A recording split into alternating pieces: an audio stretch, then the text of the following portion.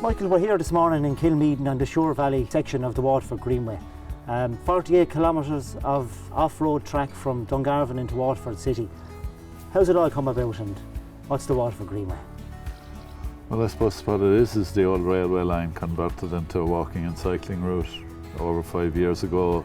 There was a significant investment, to be honest about it at the time, but was a fantastic proposition because we were joining Waterford City and County as an amalgamation at the time, and it was sort of a flagship project that we wanted to do. It connects the county town of Dungarvan and the city of Waterford, but does not so much more in economic terms, in terms of amenity for everybody.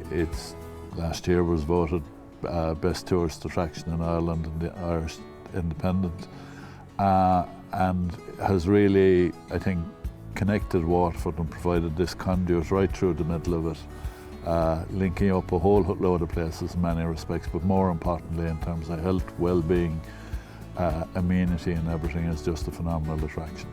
And you mentioned townlands along the route there, and some that jump out to me, Kilmacthomas, for instance, is bustling up there with crowds at the moment. And before the Greenway, I suppose when it opened, those towns weren't thriving like they were. No, absolutely. Kilmacthomas would be a great example, and I suppose we're lucky that it's midpoint in between Dungarvan and Waterford and a natural stopping off location. And it certainly has transformed Kilmacthomas. It would have had all of the issues that inland towns would historically, but this has really given it back function in terms of as a stop-off point for the Greenway. There's a hell of a lot more employment there as a consequence of it. There's restaurants, there's a little bit of accommodation starting to come forward there, and generally has, in terms of vibrancy and activity, has been transformative for Kilmacthomas. But equally there's a lot of natural stopping points along the way. There's ones in Sottodoro.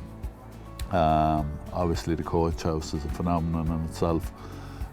Here where we are in Kilmeaden, Mount Congreve is going to be opening in far more significant form in the next number of months. So we have those natural stopping points, but equally there's load access points along the Greenway. There's probably 20 or 30 along the way, and for every local area it's a phenomenal asset and amenity generally.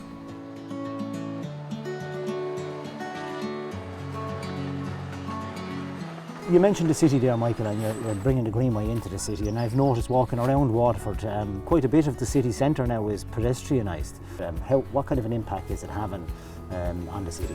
Yeah, well, I think it's having a really significant positive impact in many respects. I suppose we had a strategy over the last 20 years of truly known where to develop the core city centre on the basis of a consistent quality of public realm, and equally of either pedestrianising or semi-pedestrianising a lot of the core area. There's probably a half square or a mile there that would be either pedestrianised or semi-pedestrianised, and this is a bit unique in Ireland because we're a city of small streets.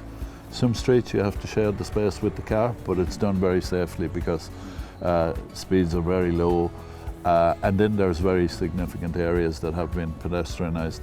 The experience when you improve the public realm, improve the amenity, the essential sort of comfort, if you'd put it that way, for people, generally is that it tends to increase footfall and it tends to increase occupation of premises generally. And ultimately what we're looking to do is build this attractive environment. It's in tandem with a broader strategy around active travel and sustainable transport, but that the core city centre would be absolutely pedestrian friendly and walking friendly, generally speaking. And then the object obviously is to get more people actually coming into it on the basis of using active travel measures, walking and cycling in particular. And we're really investing in that infrastructure. We have probably 50 or 60 different projects going on at the moment. We ultimately have a new sustainable transport bridge that we're looking to build to the North Quays. So the whole object is ultimately to get people more sustainable, out of cars, to be honest about it, and doing walking for all the good reasons, for health reasons, for climate change reasons and all the other. So it's part of that overall strategy. Yeah.